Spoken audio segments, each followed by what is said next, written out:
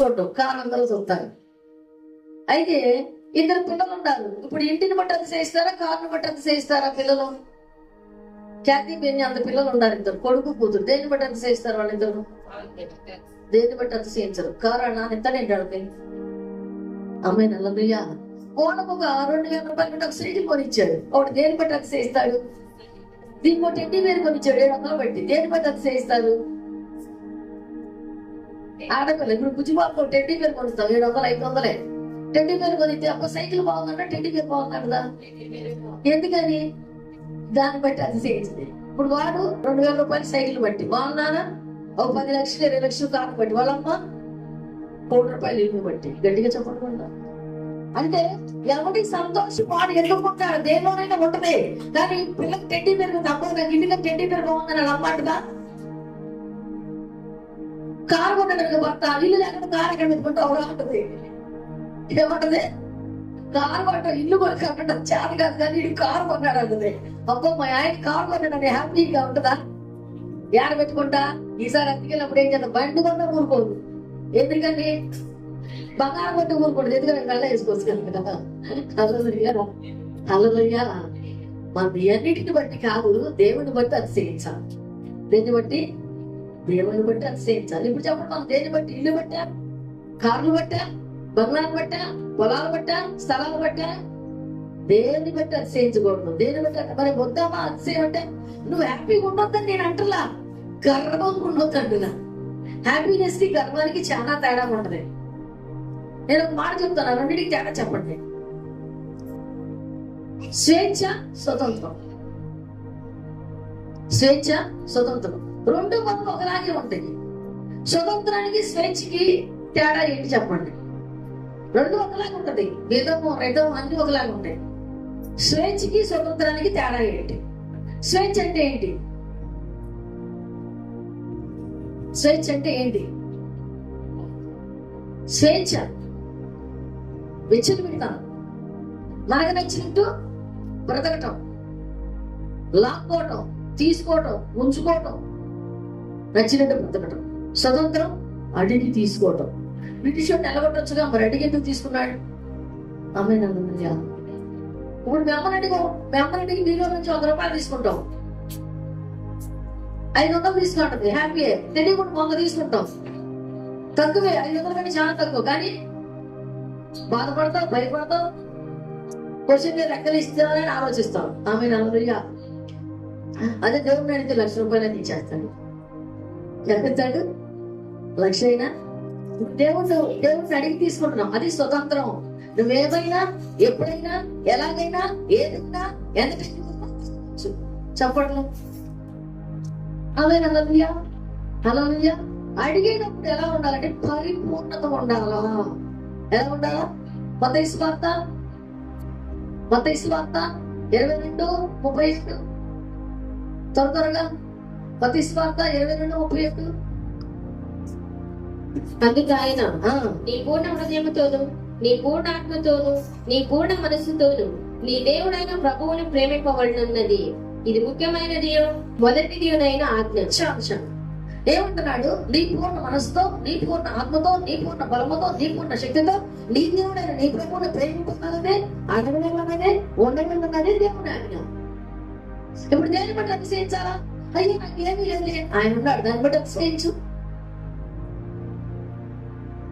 ఆమె నల్లయ్యా నల్లయ్యా దేవుడు గొప్పవాడు. దేవుడు ఎవరు? గొప్పవాడు. నువ్వు అడిగితే మనస్ఫూర్తిగా అడగాల్సిందే, మనస్ఫూర్తిగా పరిపూర్ణంగా హృదయంలో కడుపు లోపల పెట్టుకొని, మైండ్ లోపల పెట్టుకొని, మనసు లోపల పెట్టుకొని, ఆలోచన లోపల పెట్టుకొని, ఒకటి లాభమేమీ ఉండదు ఎప్పటికీ.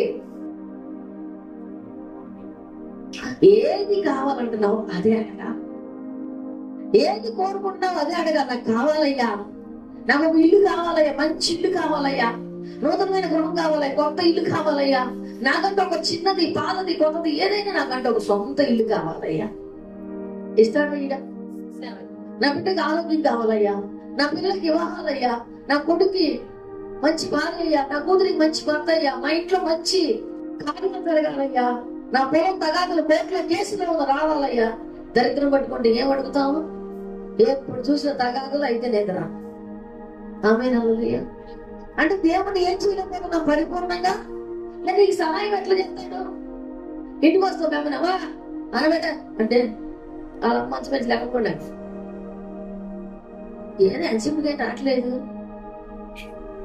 ఆమె హల్లెలూయా. ఎక్కడో ఆకలి పెట్టు టక్కలేసి అది విధానం ఏముండాలా? అయ్యో వేసయ్యా ఇద్దరు అడుగులేదు, నీ తెలియదంటే నేను ఎక్కడున్నా ఎట్టడుగుతాం. అలా కాదు, నాకెవరున్నారయ్యా సహాయం చేయటం? నాకు సహాయం చేసిన ఎవరున్నారు?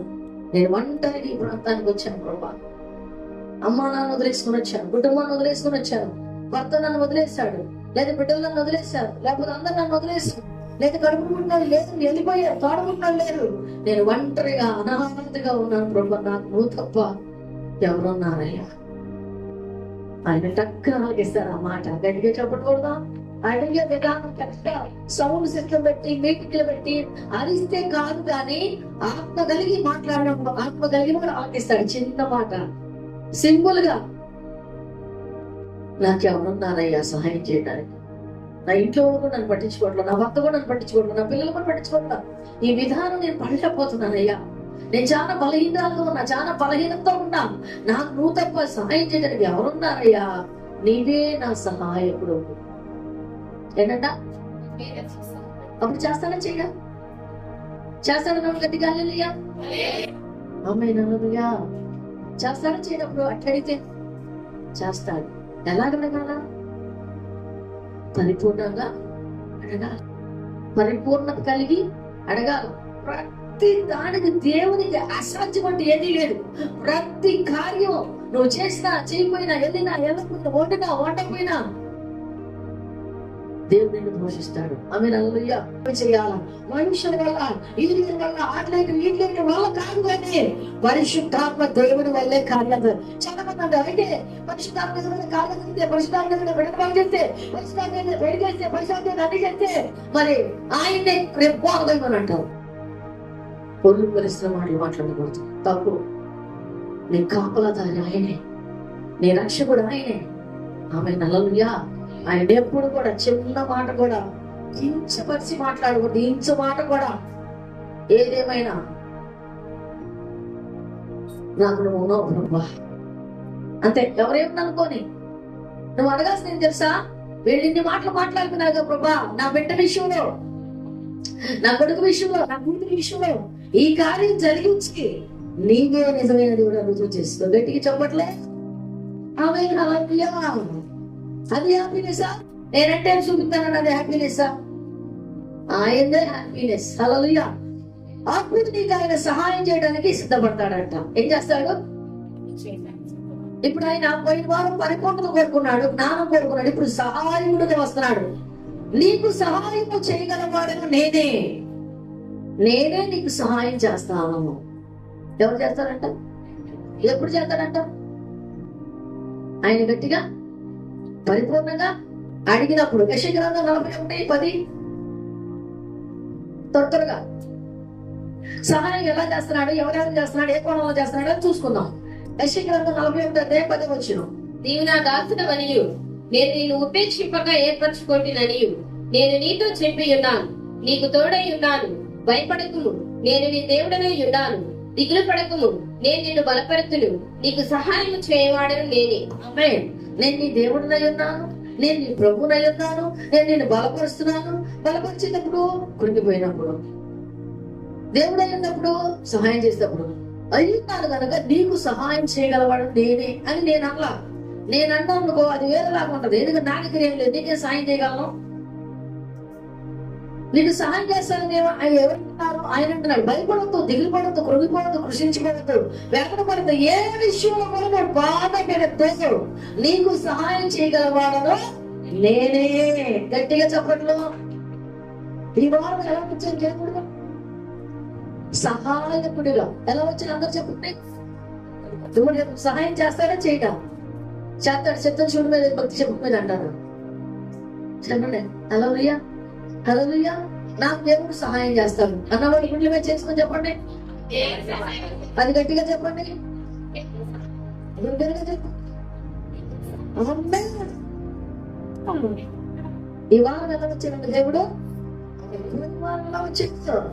పరిపూర్ణత సంపూర్ణత కోరుకునే వాడు లాగా, మాలిన్యం కలిగిన వాడు లాగా వచ్చాడు. నీకు పరిపూర్ణత సంపూర్ణత ఉన్నది నిజమైతే, ఆయనతో మాట్లాడేది నిజమేనైతే, ఆయన అడిగిన నిజమేనైతే, ఆయన వారు నీకు సాయం చేస్తానంటున్నాడు. ఏం చేస్తాడంట? ఎంతమంది సాయం చేశారని వచ్చే వాళ్ళ సాక్ష్యాలు చెప్తారు. నేను చూస్తా ఈ వారం నుంచి అందరూ మారిపోవాలి. నాకు ఈ విషయంలో దేవుడు సాయం చేశాడు, చాలా కాలం నుంచి అవ్వని పని అయింది, లేకపోతే జరిగింది, రావాల్సింది వచ్చినాయి, నాకు నా పిల్లల విషయం, నా ఇంటి విషయంలో నాకు ఈ విషయంలో దేవుడు సాయం చేశాడని మనం చెప్పాలి. ఆమె నలుగురు వచ్చేవాడు అది కూడా నేనే చూద్దాం అనుకున్నాను. అట్టడు హల్లెలూయా. 16:6-7 వచ్చినాడు. మొట్టమొదటి నీకు సాయం చేసేవాడు నేనే అంటున్నాడు. ఈ మాట నమ్మండి, బలంగా సాయం జరిగింది, మారిపోతారు బిడ్డలు కూడా. 6-7 యెహోవా సాధువులను కాపాడువాడు, నేను కృంగి ఉండగా ఆయన నన్ను రక్షించెను. నా ప్రాణమా, యెహోవా నీకు క్షేమము విస్తరింపజేసి ఉన్నాడు, తిరిగి నీ విశ్రాంతిలో ప్రవేశింపు. మరణము నుండి నా ప్రాణమును, కన్నీళ్లు విడవకుండా నా కన్నులను, జారిపడకుండా నా పాదములను నీవు తప్పించి ఉన్నావు. సజీవులైన దేశములలో యెహోవా సన్నిధిని నేను కాలము గడుపుదును. నేను అలాగు మాట్లాడి నమ్మిక ఇచ్చింది. నేను మిగుల బాధపడిన వాడను, నేను తొందరపడిన వాడనై ఏ మనుష్యుడిను నమ్మదగిన వాడు కాడని కొట్టిని. ఏమంటున్నాడు అక్కడ? నాకు సహాయం చేసేవాడు నీవే, నన్ను బాధపడనివ్వకుండా మరణం నుంచి నాకు బాగానప్పుడు, ఒంట్లో పరిస్థితి బాగానప్పుడు ఈ వాక్యం ద్వారా దేవుడు నాతో మాట్లాడాడు. ఆమె హల్లెలూయా. అక్కడ అంటున్నాడు, నన్ను బాధపరిచేవాడమో నువ్వు కాదు, అయితే నన్ను కన్నీళ్లు వేవనివ్వు, నా పాదములు కూడా వెనకుండా తొట్టిలు లేకుండా కాపాడు వాడవు నీవే, మరణం నుంచి నన్ను తప్పించేవాడు నీవే. డాక్టర్ దగ్గరికి వెళ్ళి పెద్ద ప్రాబ్లం ఉందని గుడి చెప్పో కలుపుకోమో అక్కడ లివర్ కిడ్నీయో ఎఫెక్ట్ ఉందని 24 టెస్టులు చేసిన తర్వాత ఇంకా కనుక్కోవాలి, ఒక టెస్ట్ చేయాలంటాడు. పుట్టంతా బాగానే ఉంది, గుండంతా బాగానే ఉంది, చేతంతా బాగానే ఉంది, కానీ ఏంటో ప్రాబ్లం ఉంది. ఆ ప్రాబ్లం కనుక్కోవాలంటే మరొక టెస్ట్ చేయాలా? అది 50,000 లేకపోతే ఇంకో 5,000 ఎన్నో వేలైతే, లేకపోతే సింగపూర్ ఏదో కూడా భూమిలో ఉందంటాడు. ఆమె హల్లెలూయా. దేవుడు ఏమంటున్నాడు? 7వ వచనంలో ఆయన టెస్టులు చెట్లా, నా ప్రాణమా, యెహోవా నీకు క్షేమము విస్తరింపచేసి. ఆమేన్. నా ప్రాణమా, అమ్మా నాయన చూడండి, నా ప్రాణం. ఎప్పుడు మనం భయపడతా ఉన్న టెన్షన్, వాళ్ళు వస్తారు టెన్షన్, వీళ్ళు వస్తారు టెన్షన్, వీళ్ళేమంటారు టెన్షన్, వాళ్ళేమంటారు టెన్షన్. నీ హృదయం అంట, నీ ప్రాణం అంట బహుగా అదిరిపోతుంది, బహుగా బాధపడుతుంది. శక్తి ఒక మాట అంటారు, శిల్పుతో ఒక మాట అంటారు, ఇప్పుడు ఒక మాట అంటారు, అవుపుతో మాట అంటారు, లేకపోతే మనం ఎప్పుడు ఏదంటే వాళ్ళు ఒక మాట అంటారు, అవుపుతో బాధ, ఐదో బాధ, ఎన్నితో అది అంటది. లోపల నా భయం వేస్తున్నా నేను చూస్తే అంటుంది. ఏమంటుందంటే మన ప్రాణం అసలు వీడొక్కటే నా భయం వేస్తుంది అంటుంది. అప్పుడు నీ ప్రాణాన్ని చెప్పు, తొందరపడద్దు, భయపడద్దు, బాధపడద్దు, దేవుడు నిన్ను కనికరించిపోతున్నాడు. హల్లెలూయా, హల్లెలూయా. ఎంతమంది చెప్పగలుగుతున్నారు ప్రాణం నుంచి నెమ్మదిగా ఉండు, నా ప్రాణమా సమాధానంగా ఉండు? ఏమీ కాదు, దేవుడు మంచి కార్యం చేస్తున్నాడు. దేవుడు మంచి ఇల్లుని ఇస్తున్నాడు, మంచి భర్తను ఇస్తున్నాడు, మంచి కుటుంబాన్ని ఇస్తున్నాడు, మంచి ఆరోగ్యం ఇస్తున్నాడు, మంచి స్వస్థత ఇస్తున్నాడు, మంచి విడుదల ఇస్తున్నాడు. ఎంతమంది చెప్పగలుగుతున్నారు?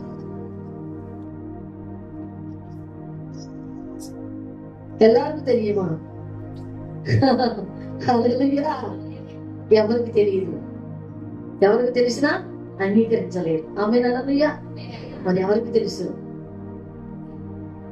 సృష్టికర్త అయిన దేవుడికి తెలుసు. ఆమేన్ హల్లెలూయా.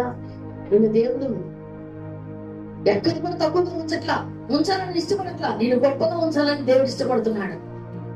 అయితే గొప్పగా ఉండటం వాళ్ళు అప్పు చేసి కారు కట్టడం, అప్పు చేసి ఇల్లు కట్టడం, అప్పు చేసి వస్త్రాలు కొనుక్కోవడం, అప్పు చేసి బంగారం కొనుక్కోవడం గొప్ప కట్టడం. అప్పు తీరిందా గుండెలే కదా, అప్పు తీరిందా గుండెలే కదా. మరి ఎలా గొప్ప చేస్తాడంటే నిన్ను నిలబెట్టి, నీవు కట్టించి, నీవు ఇచ్చి, ఇల్లు ఇచ్చి, వాకిలిచ్చి, పొలాలిచ్చి, స్థలాలిచ్చి అన్ని ఆయన చేసి నిలబెట్టి నిన్ను గొప్ప చేస్తాడు. గట్టిగా చెప్పండి. ఆమేన్ హల్లెలూయా. ఎక్కడ పడిపోయినా, కుంగిపోయిన, అడుగంటిపోయిన నీ బ్రతుకుని జనమందరూ చూస్తూ ఉండగా నిలబెడతాడు. అది కదా గొప్పదనము. ఆమేన్ హల్లెలూయా. సహాయం చేయటువంటి అక్కడ నా ప్రాణాన్ని ఆయన కాపాడుతున్నాడు, నా కంటికి కన్నీళ్ళు రాకుండా కాపాడుతున్నాడు, నన్ను విడిపించాడు ఆయనే అని చెప్తున్నాడు. మార్కు సువార్త 4:37.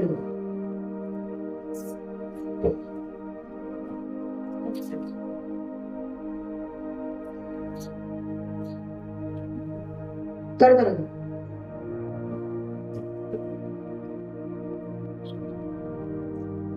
అప్పుడు పెద్ద తుఫాను రేగి ఆయన ఉన్న దోణి మీద అలలు కొట్టినందున దోణి నిండిపోయేది. ఆయన దోణి అమరమున తలగడ మీద తలవాల్చుకొని నిద్రించుచుండేది. వారాయనను లేపి, బోధకుడా, మేము నశించిపోతున్నాము, నీకు చింత లేదా అని ఆయనతో అనేది. అందుకు ఆయన లేచి గాలిని గద్దించి నిశ్శబ్దమై ఊరకుండమని సముద్రముతో చెప్పగా గాలి అనకి మిక్కిలి నిమ్మలమాయను. అప్పుడు ఆయన, మీరెందుకు భయపడుచున్నారు? మీరింకనూ నమ్మలేక ఉన్నారా అని వారితో చెప్పారు. వారు మిక్కిలి భయపడి, ఈయన ఎవరు? గాలియు సముద్రమును ఈయనకు లోబడుచున్నవని ఒకరితో ఒకడు చెప్పుకొని. చాలు. ఆమె హల్లెలూయా. సముద్రం మీద ఏమొచ్చిందంట?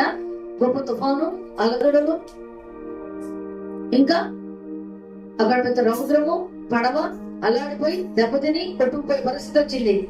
ఆయన లెగిసి గాలిని గద్దించగా అది మిగిలి నిమ్మలమాయను. అంటే ఏంటంటే మనకి ఏ టైంలో ఏ టైపు సాయం కావాలో అదే చేస్తాడు. ఇల్లు కట్టుకున్నాడు, ఇటుక సిమెంట్ ఐరన్ ఇస్తే సరిపోయింది, వాడు గోబెడితే అనవసరం.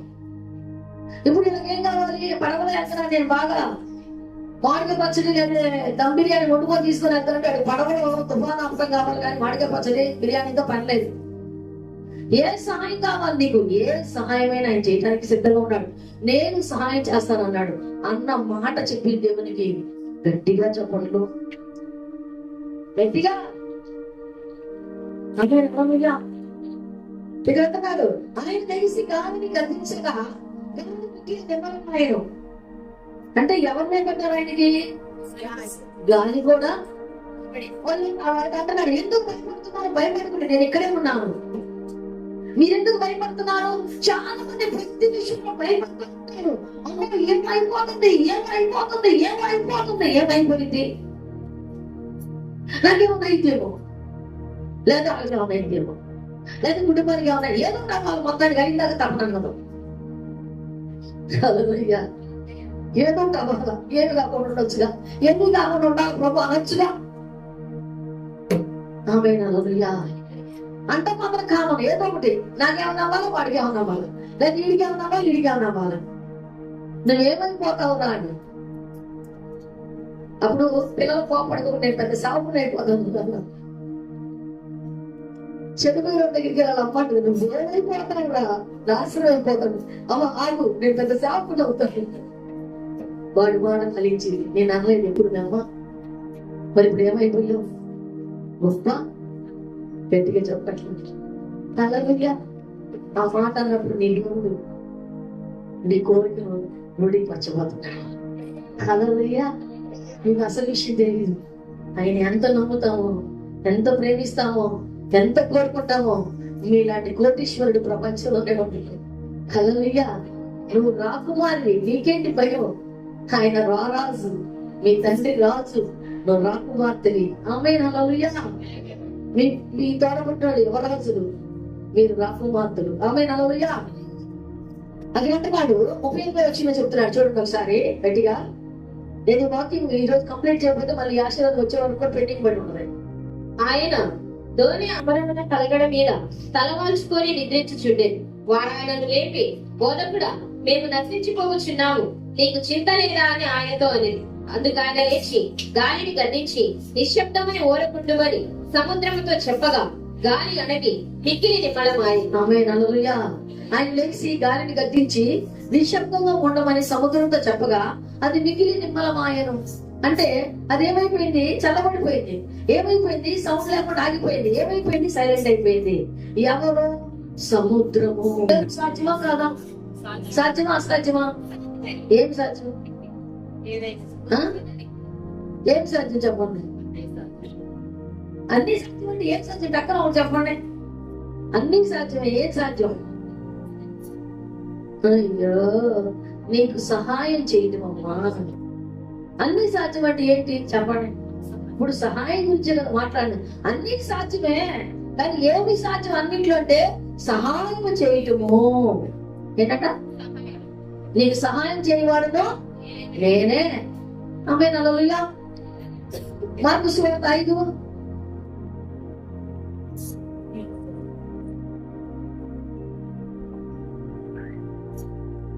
20 వచ్చిన చూడండి. వాడు వెళ్ళి యేసు తనకు చేసిన వల్లియు దెకపోలిలో ప్రకటింపనారంభింపగా అందరూ ఆశ్చర్యపడి యేసు మరలా దోణి ఎక్కి అద్దరికి వెళ్ళినప్పుడు బహుజన సమూహము ఆయన యొద్దకు కూడి వచ్చే. ఆయన సముద్ర తీరమున నుండగా సమాజ మందిరపు అధికారులు యాయీరను ఒకడు వచ్చి ఆయనను చూచి ఆయన పాదముల మీద పడి, నా చిన్న కుమార్తె చావనయ్యున్నది, అది బాగుపడి బ్రతుకున్నట్లు నీవు వచ్చి దాని మీద నీ చేతులుంచవద్దని ఆయనను మిగుల బతిమాలు కొనగా ఆయన అతనితో కూడా వెళ్ళారు. బహుజన సమూహం ఆమేన్. అప్పుడు కాదు దేవుడు వాళ్ళకు చేసిన సహాయానికి చేసిన పరిణమితో జనమందరూ ఆశ్చర్యపడ్డాడంట. అంటే ఎవరికి ఏం కావాలో, రోగులకు ఏం కావాలో, స్వస్థత కావాలా, విడుదల కావాలా, ఆరోగ్యం కావాలా, ఆకలి కావాలా, ఆకలి కొన్న వారికి ఆకలి, 5 రొట్టెలు 2 చేపలు, స్వస్థత కావాల్సిన వాళ్ళకి స్వస్థత, కుష్టి వ్యాధులకి విడుదల, స్వస్థత, బంధకాలు ఉన్న వాళ్ళకి విడుదల.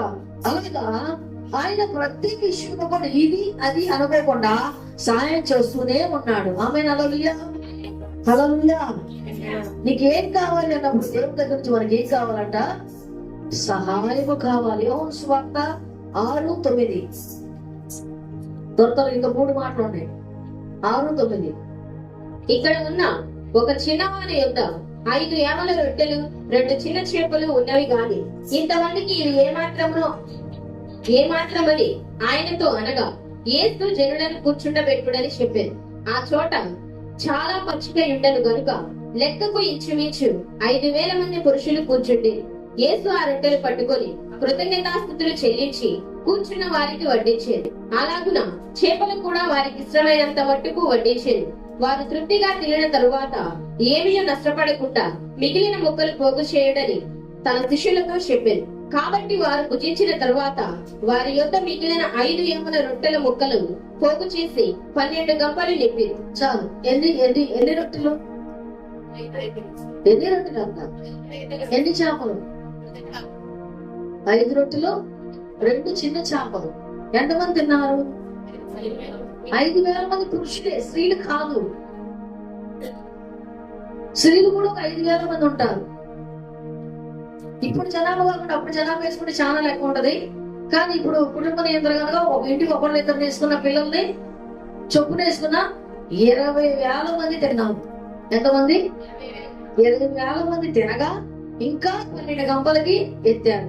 అంటే ఇప్పుడు రొట్టెల విషయంలో దేవుడు వాళ్ళని ఆశీర్వదించి సహాయం చేశాడా చేయలేదా?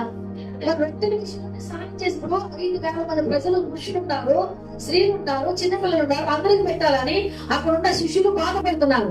ఆయన దగ్గరికి వచ్చినప్పుడు ఆయనతో మాట్లాడినప్పుడు ఆయన అంటున్నాడు, నేను సహాయం చేస్తాను, మీరు బాధపడద్దు. ఇంట్లో ఏమైపోయింది, ఏంటి కదా చుట్టం వచ్చింది, ఏం పెట్టాలి బస్సు కంటిన్యూ తిరగడం వాళ్ళ అన్నం కూర అయిందా? లోపలికి బయటికి అయితే మరి ఏం చేయాలి చెప్పండి? కుండల దగ్గరికి వెళ్ళి, నిజంగా ఇది సింపుల్ విషయం, వాళ్ళకి ఒక చిట్కా అనుకోండి. కుండల దగ్గరికి వెళ్ళి కుండల మీద, ఖాళీ పాత్రల మీద, కడుక్కున్న పాత్రలు కడగపోతే కడిగి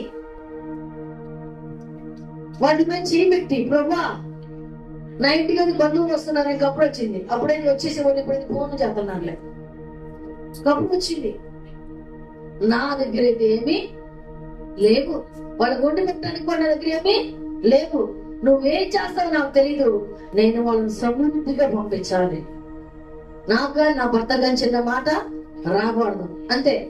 నువ్వు వండుతావా, లేకపోతే వండి నేను ఇంటికి వచ్చింటివా, ఏదో జరిగింది రెండిట్లో. ఎందుకని? నువ్వు ఎవరిని అడిగావు? మరి ఎవరు సాయం చేశారు? నేను చుట్టాలు వస్తున్నారని వండటానికి మొదలేసి నిండకి వచ్చాను, ఒక్కది కూడా డబ్బులు ఇల్లు, ఒక్కది కూడా టీవీ లేదండి, ఎవరు ఇస్తారు? ఏ రోజుల్లో ఉన్నాం?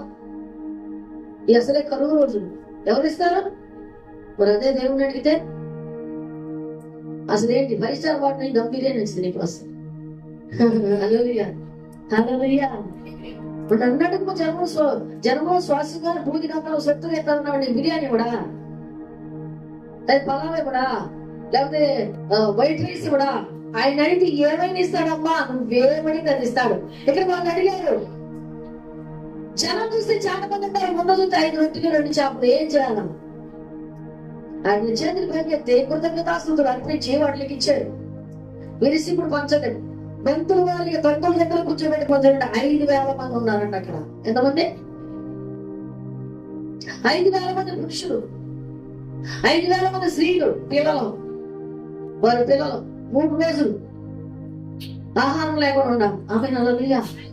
కానీ వాళ్ళు తిని తృప్తి పడగా, సరే పుట్టు లేని ఎంత ఆమె తింటాడు, నేను ముఖం తింటాడు.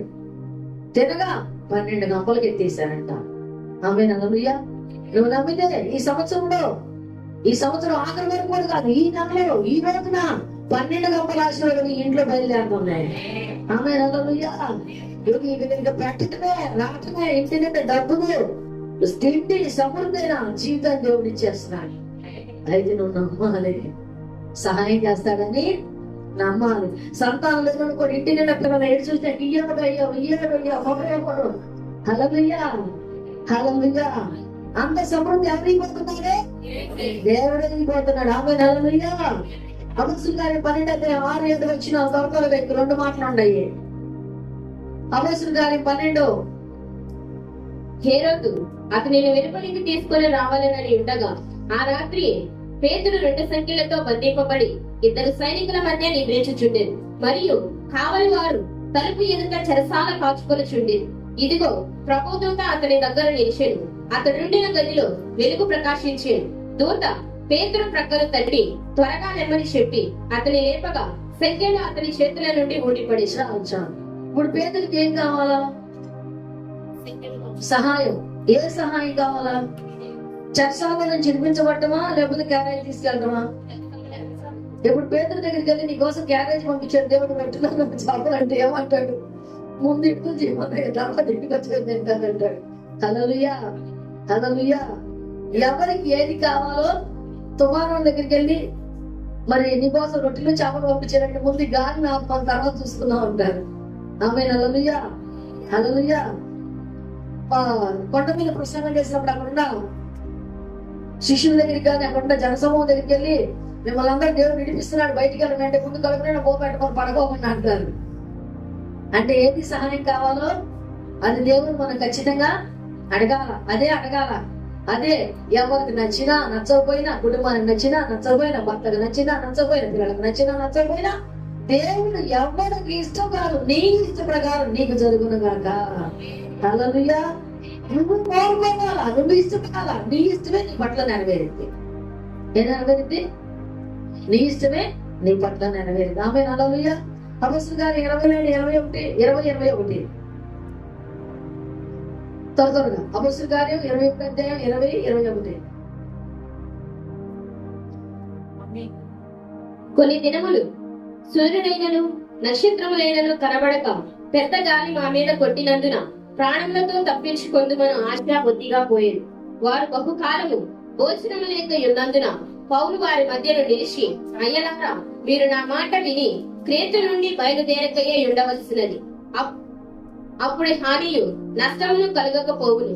ఇప్పుడైనను ధైర్యము తెచ్చుకొనుడని మిమ్మును వేడుకొనిచున్నాను. ఓడకే గాని మీలో ఎవరి ప్రాణమునకు హాని కలగదు. నేను ఎవరి వాడను ఎవరిని సేవించుచున్నాను. ఆ దేవుని దూత గడిచిన రాత్రి నా యొద్ద నిలిచి, పౌలా, భయపడకుము, నీవు కైసరు ఎదుట నిలవవలసి ఉన్నది. ఇదిగో నీతో కూడా ఓడలో ప్రయాణమై పోవచ్చిన వారందరినీ దేవుడు నీకు అనుగ్రహించి ఉన్నాడని నాతో చెప్పాను. కాబట్టి అయ్యలారా, ధైర్యము తెచ్చుకొనుడి. నాతో దూత చెప్పిన ప్రకారము జరుగునని నేను దేవుని నమ్ముచున్నాను. చాలు. ఆమె హల్లెలూయా.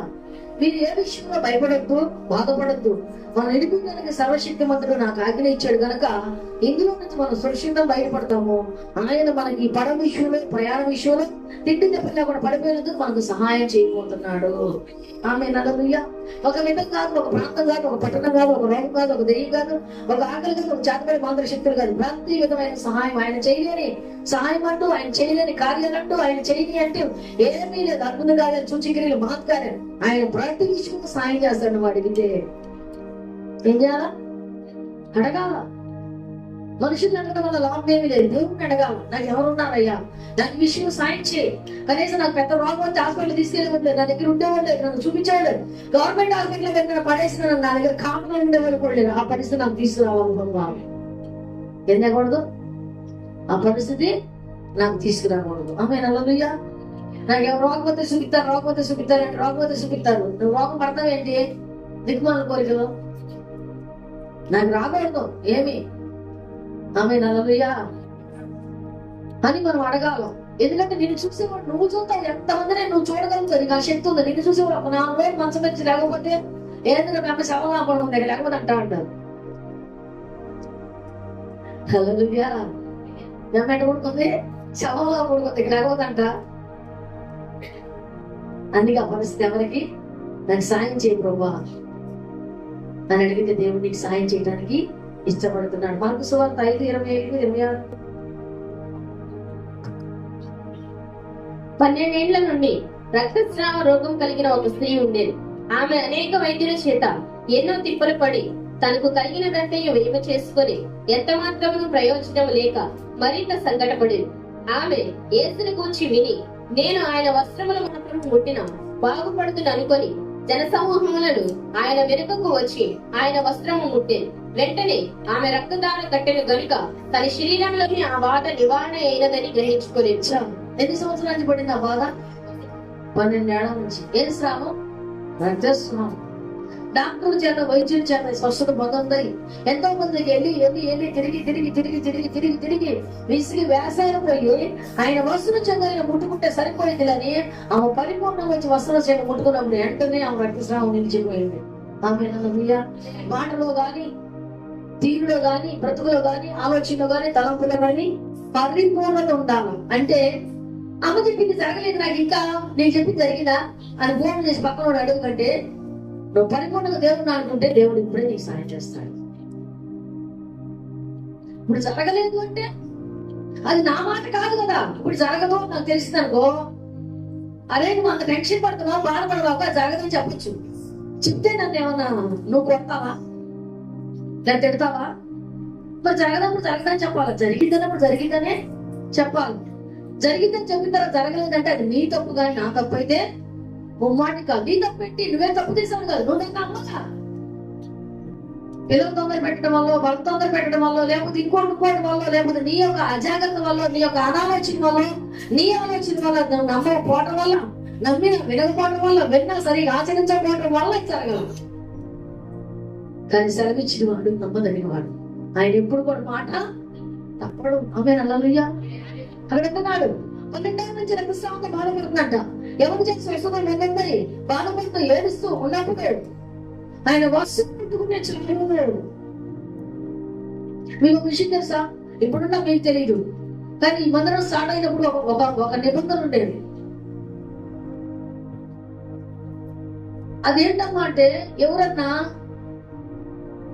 బాగారులు గాని, బలహీనతో గాని, రక్తస్రావంతో గాని, ఇంకేదైనా రోగాలతో ఉన్న వాళ్ళు మందిరం లోపలికి కూడా వచ్చేవాడు కాదు. మందిరం ఆవరణలోనే కాల్చి గడిపోయి మందిరం ఆవరణలోకి రాగానే ఆ బలహీనత అనేది వాళ్ళకి తగ్గిపోయారు. ఆమె హల్లెలూయా. ఎందుకని? నేను అందులో కాలు పెడితే చాలు. ఎవరైనా మందిరం లోపలికి రావడానికి సాహసించేవాడు కాదు. అమ్మా నేను ఇప్పుడు బయటికి వచ్చాను, నేను లోపలికి రానులేమా భయపడేవాడు. ఇప్పుడు అసలు ఆ భయం లేదు. ఎందుకు లేదంటే భక్తి పోయింది, భయము